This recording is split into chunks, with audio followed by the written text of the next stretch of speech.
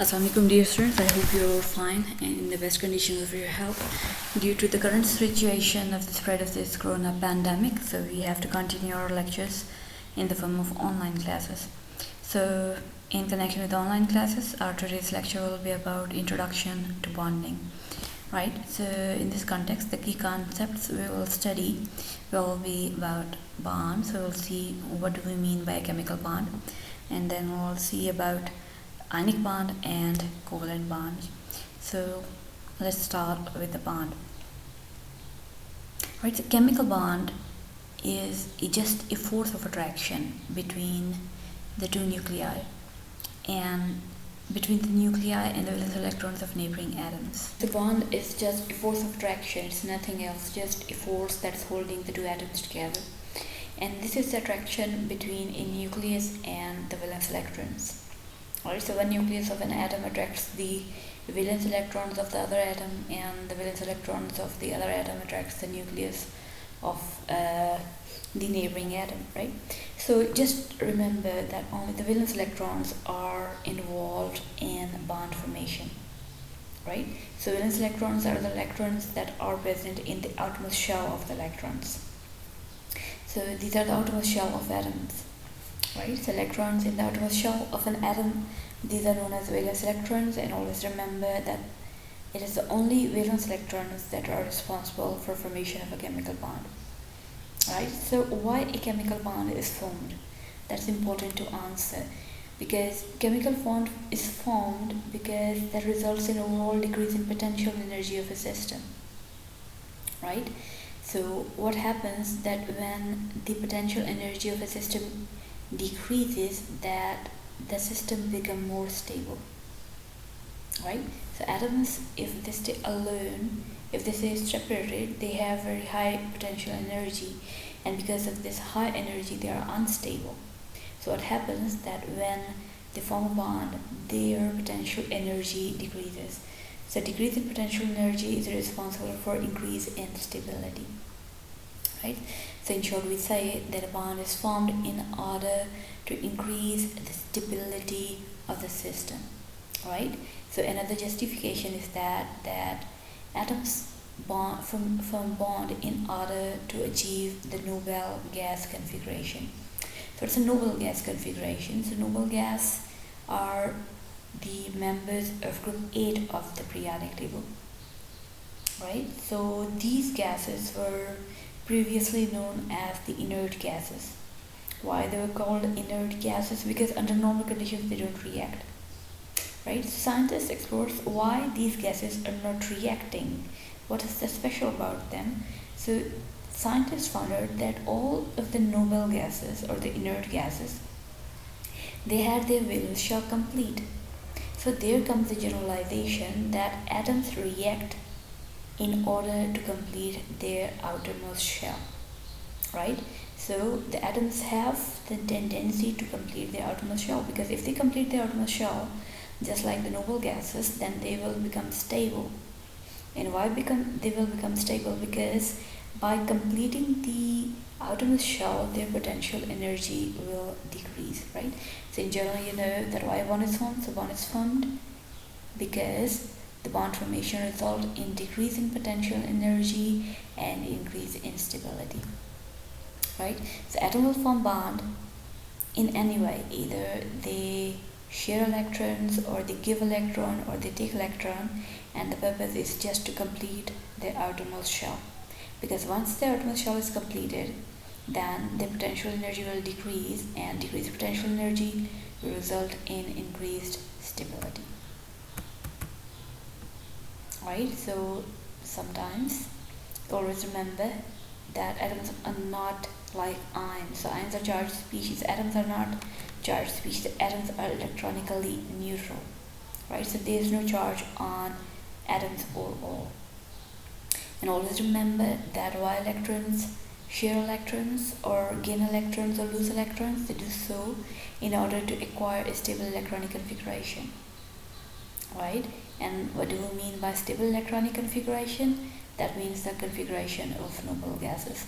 The electronic configuration just means the arrangement of electrons around the atom. right? So configuration means arrangement. So electronic configuration means electronic arrangement, or the arrangement of electrons around an atom. So if a stable atom, for an atom to become stable, it is necessary that it acquires the electronic configuration of noble gases.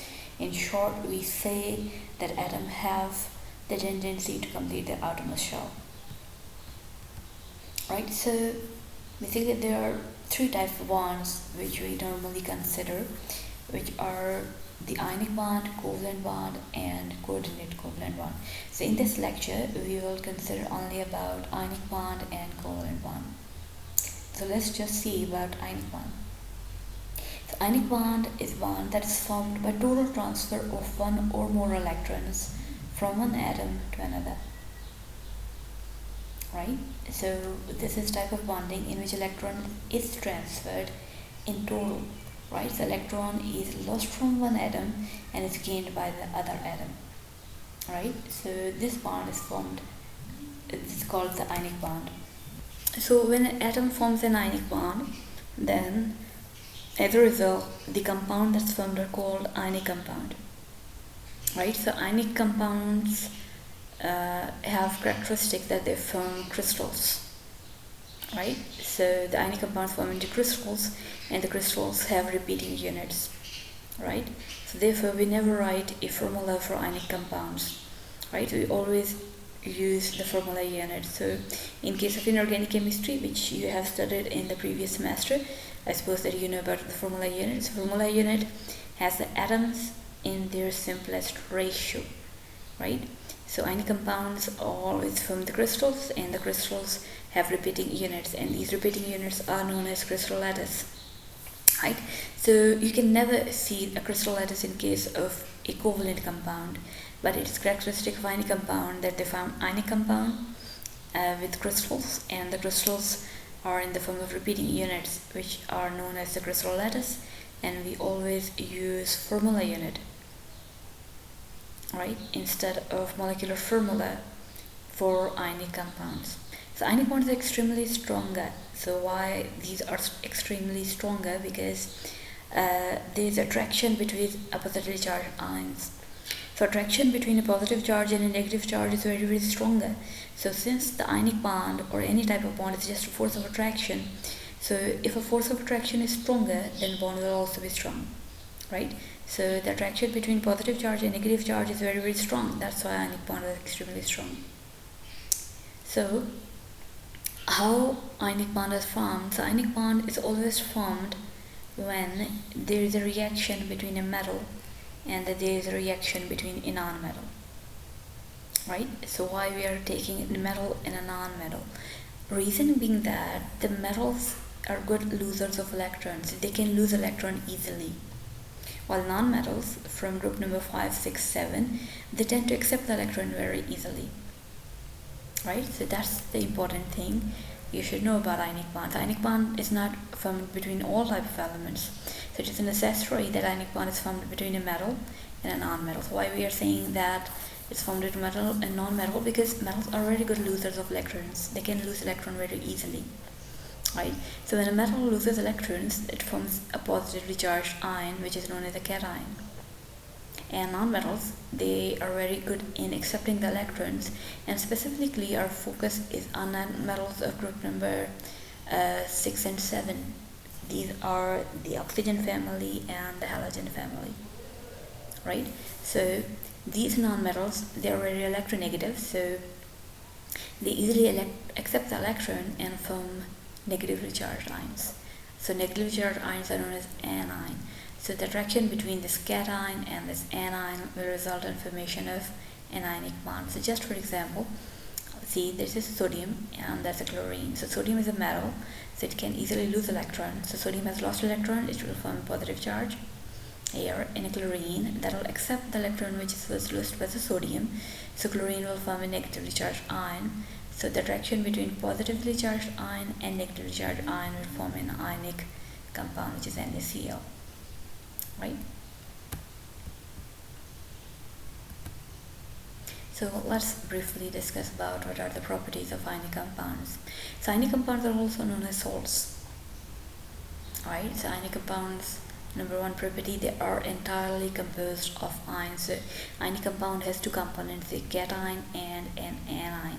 So overall these are electronically neutral because the number of positive charge ions is always equal to the number of negative charge ions.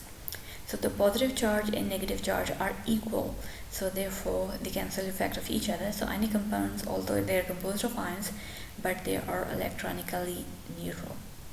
Third property, ionic compounds always form a crystal lattice, right? So crystal lattice has its own geometrical pattern, right? And the crystal lattice, in the crystal lattice, we always express the crystal lattice in terms of their formula unit, right? So we never write a molecular formula for ionic compounds. Right, so ionic compounds form crystal lattice. Further, ionic compounds have very high melting points, right? So they are normally solid at room temperature.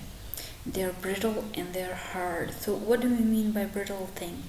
Brittle is a object. Brittle is a thing that when it breaks, it shatters, right? Anything which shatters, then that's called a brittle, right? So it should be a solid object, but it should be an object that whenever that solid object breaks, that shatters, right? Just like a glass. So when a glass breaks, it shatters, right? So ionic compounds are brittle and they are hard. So they never conduct electricity in their solid state. They always conduct electricity when these are in liquid state or these are in molten state. Right, so what's special about in liquid state or in molten state? Because in liquid or state or in molten state, the ions are free to move. Right, so these three ions, these three positive and negative charge ions, since they're free to move, so therefore they conduct electricity. But in case of the solid state, so there is no free movement of the ions. So that's why the solid state doesn't conduct electricity, whereas the liquid or molten state conducts electricity. Also, the solution phase are good conductors of electricity, as mentioned earlier. So let's just take an example of formation of an ionic bond. So here we are considering formation of an ionic bond between potassium and a fluorine. So here we have a potassium. So potassium is a member of group 1 element, right? So group 1 elements are metals. They are known as alkali metals. Right, since it's a metal, it is very good in losing the electron, while on the other hand we have a fluorine, right? So fluorine is electronegative atom and it belongs to group number 7 of the periodic table. So it's a halogen basically. So if you just see the electronic configuration of fluorine, so it has 7 electrons in the outermost shell, right?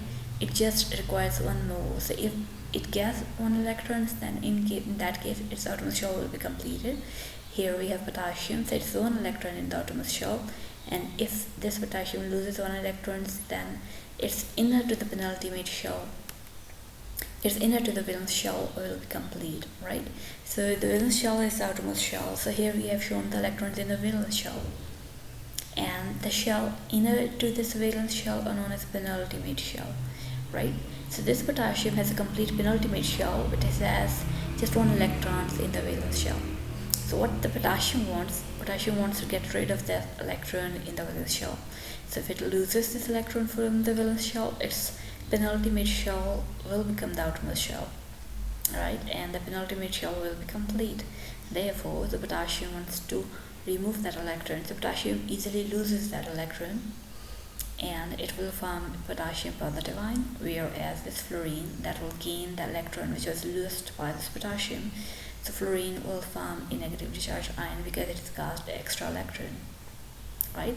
So this attraction between this cation and this anion result in formation of an ionic bond.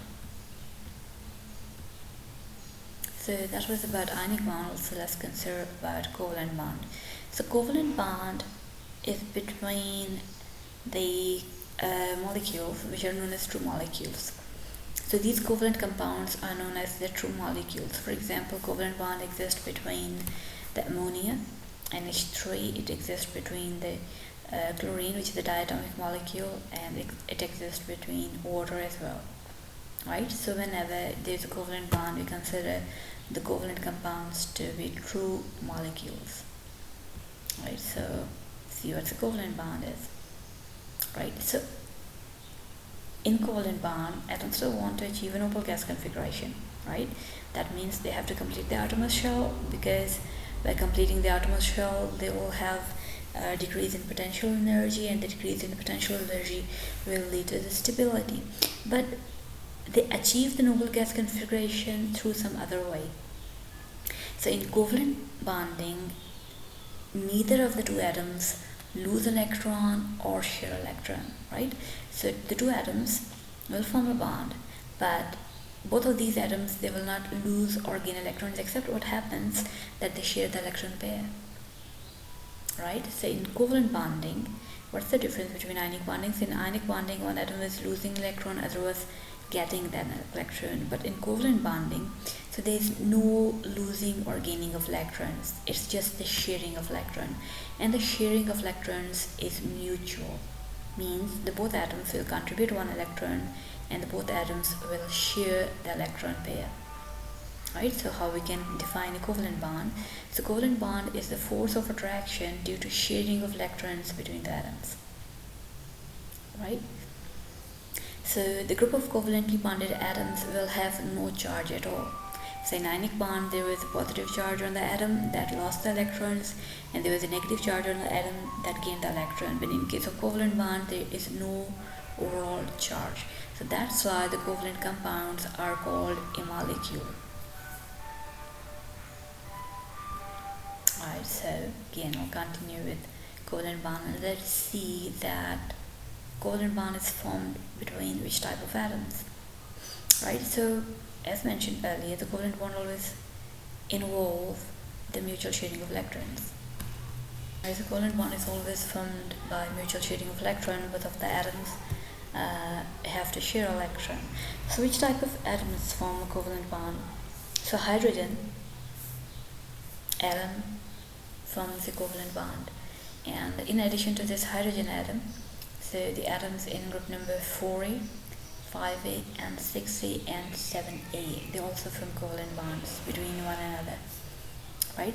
So if you have any non-metal, the non-metals tend to form covalent bond with one another. So hydrogen also forms the covalent bond, right?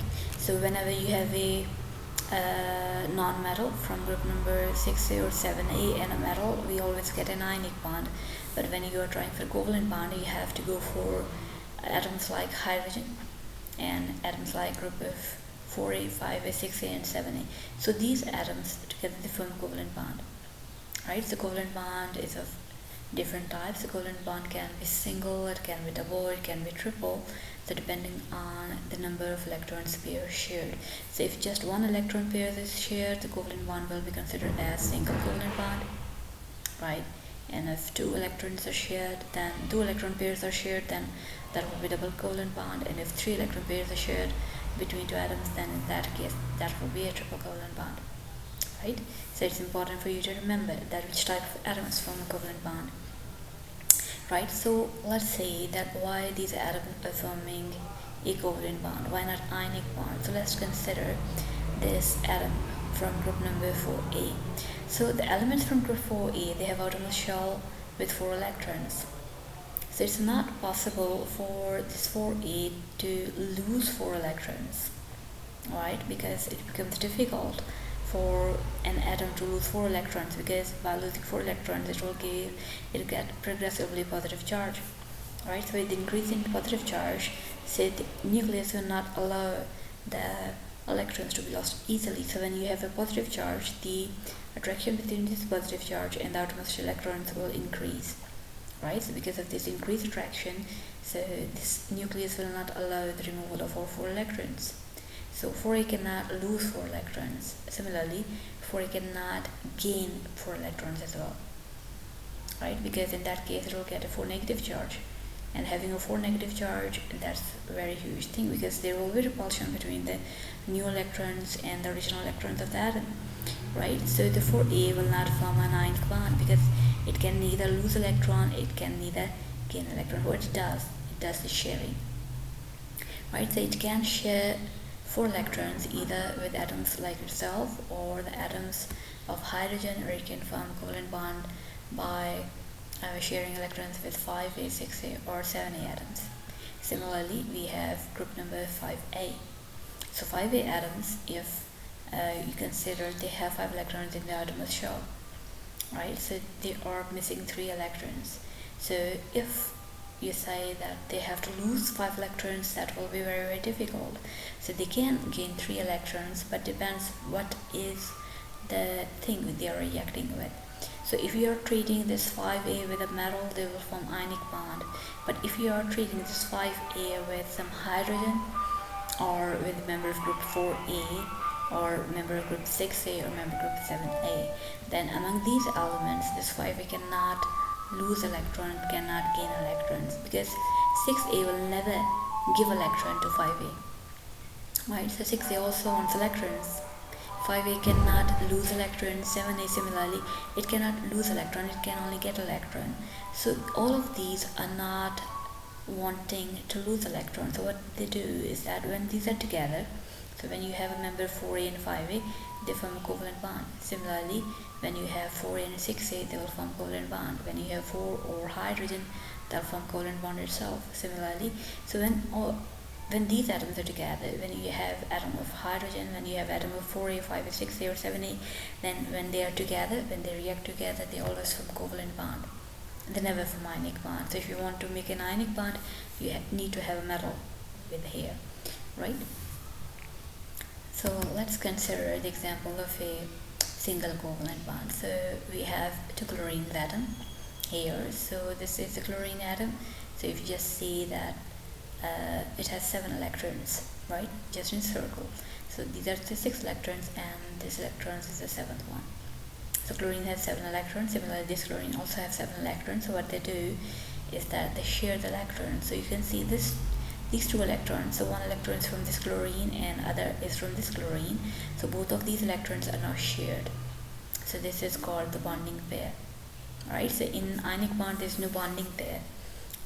Right? So in covalent compounds, in covalent bond there is a bonding pair. So this is the bonding pair of electrons. These are 2 electrons which are shared between these both of 2 atoms in this way.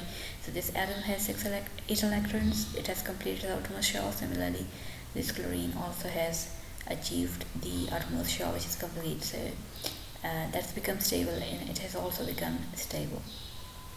So covalent bond that's formed by sharing one electron pair is called a single covalent bond, and it's denoted by a dash here. So we put a dash here. So single dash indicates this is single covalent bond. So we never make use of a dash in case of ionic compounds. So that's the difference between representation of an ionic compound and a covalent compound. So in an ionic compound, you will never, and you can never place a dash, because a dash means these are the electrons which are being shared. Alright, so in ionic bond there is no sharing of electrons, so you never use a dash here.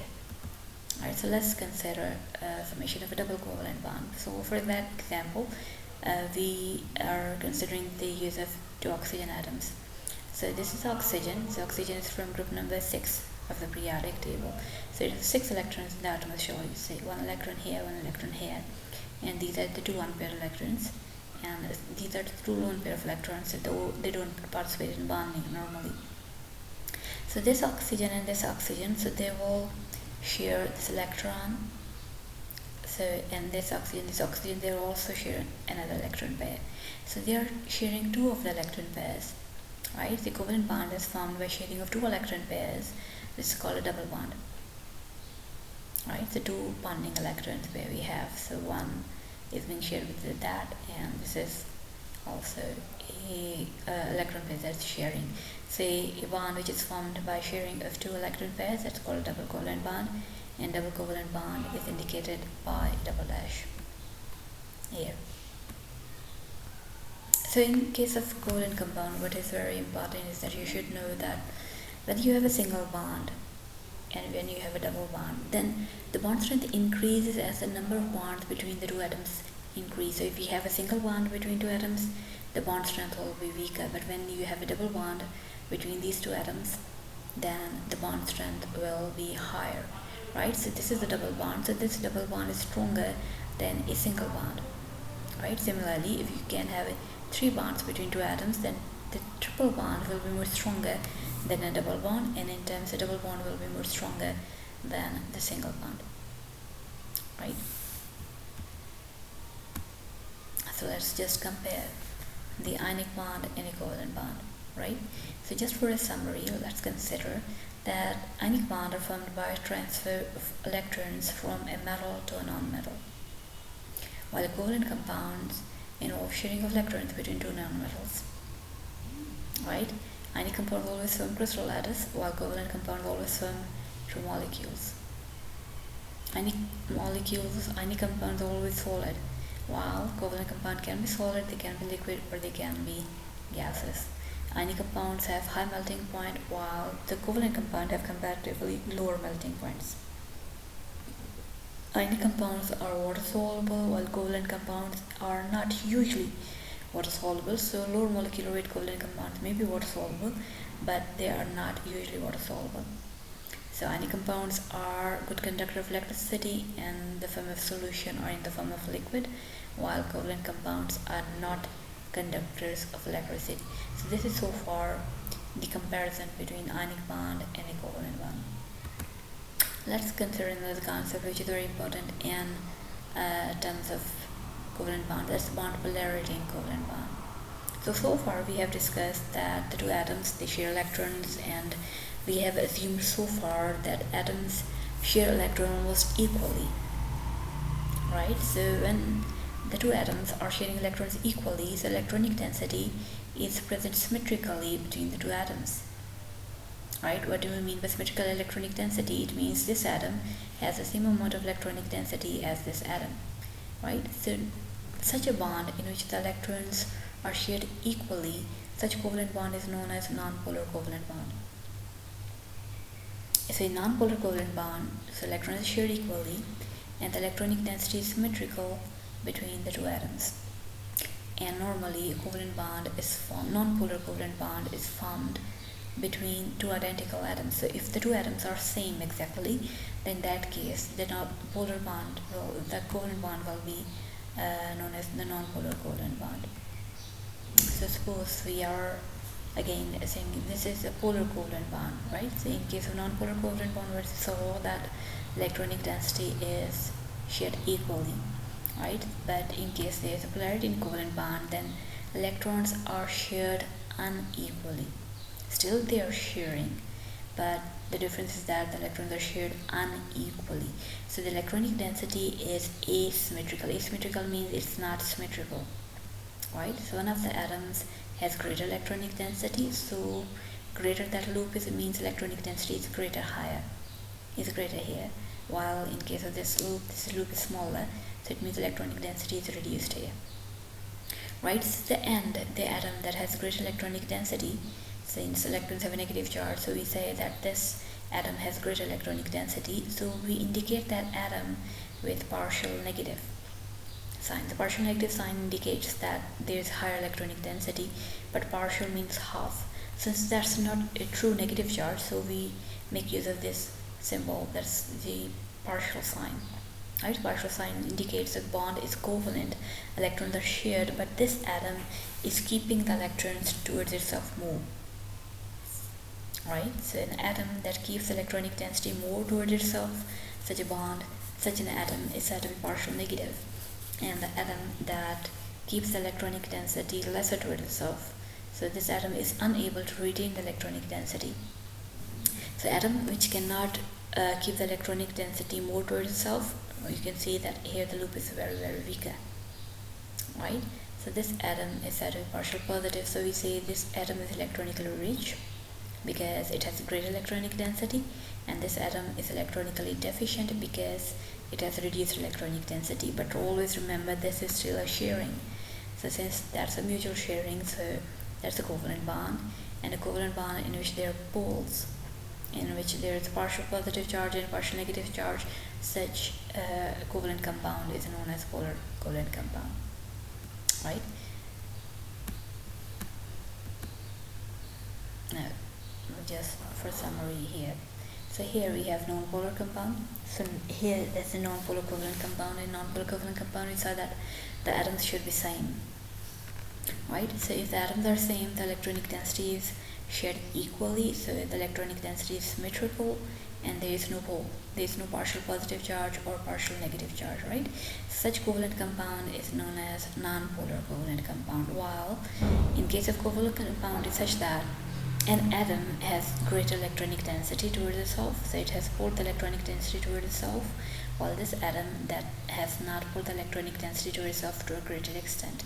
So this has reduced electronic density, it has gained electronic density to a greater extent, so this N will be partially negative, indicating that this is electronically rich, while this N will be partially positive, that's indicating that it's electronically deficient. Well, so here you can see that here we have positive charge and here we have negative charge, and this not partial, that's full negative charge. So this is a positively charged cation, this negative charged anion, and they are feeling attraction for each other, so that's called ionic bond, right? You can see just the electronic density. So the ionic bond and covalent bond only differ in the distribution of electronic density. So if the electronic density is distributed equally, such a covalent bond is known as polar, non-polar covalent bond, while if the electronic density gets split up, it gets separated completely, so one is positive, one is negative, that's called ionic bond. So you can see that this polar bond is actually intermediate between a non-polar covalent bond and an ionic bond, right? So if electronic density becomes symmetrical, so that will become non-polar covalent bond, and if the electronic density becomes completely separated from here, that will be ionic bond. So that's why we say that polar covalent bond is actually intermediate between ionic bond and a pure covalent bond, right? So in terms of polar bond, we always say that it has some ionic character. So why you can say the ionic character, because there is partial positive and partial negative charges, right? So polar bond, since it has partial positive, partial negative charges, so that's why we say it has some ionic character, right? So polar covalent bond is always intermediate between non-polar bond and an ionic bond. So in the last slide we saw that there are three types of bonds, but there are two types of bonds, means a covalent bond which is polar, which is non-polar. So what makes a bond polar, right? What causes an atom to attract the electronic density toward itself? So the reason why a bond is polar is the electronegativity, right? So what's electronegativity? Electronegativity is the ability of an atom to attract the shared pair of electrons to itself, right? So I say again, it's the ability of an atom to attract the shared pair of electron to itself. So suppose we have two atoms here. So this atom, you can see this is attracting the electronic density toward itself. And this electronic density is basically the electron pairs that are shared. So ability of this atom to attract the shared pair of electrons to itself, this is called electronegativity. So normally, if you want to know which atom is electronegative, see the periodic table. So when you move left to right along the period, so on the right, what we have are the halogens, the oxygen family and the nitrogen family. So more you go towards the halogen side, the more electronegativity becomes, right? So these are the electronegative atoms on the halogen side. So if an atom is electronegative, then that atom will tend to attract the electronic density toward itself more, right? So higher the electronegative atom, higher the electronegativity of an atom, the more partial positive charge it will create, the more partial negative charge it will create. And lower the electronegativity of an atom, the more positive charge it will create. So just see, for example, so here we have chlorine here. So chlorine, since it's a halogen, it has greater tendency to attract the electronic pair. So you can see this is attracted electronic density to itself. So here is a greater loop, right? And you can see there is partial negative charge as well. So chlorine is good in attracting the shared pair of electrons to itself. But hydrogen cannot attract the electronic density. So hydrogen has reduced electronic density here. So hydrogen is here partially positive and chlorine is partially negative, but still this bond is covalent bond.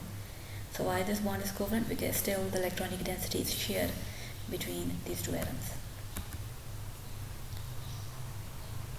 So now if you have a bond between two atoms, right, and you want to know that which is polar and which is non-polar, you have to decide that whether the bond is polar, that's non-polar, or that's ionic. So what we do is we take a scale, right? And we make a scale and we say that in which range is the difference in electronegativity.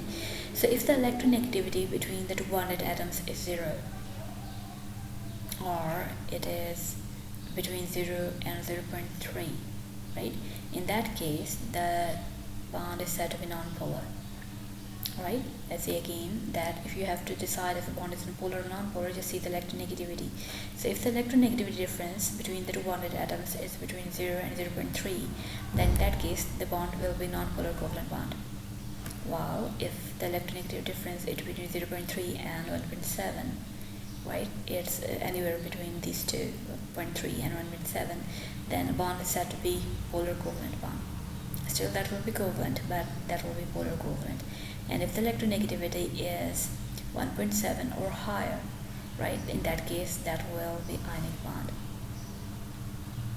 You see? So if you want to decide if a bond is polar or non-polar, just see the electronegative difference. So if the electronegative difference is between 0 and 0.3, then bond will be non-polar covalent.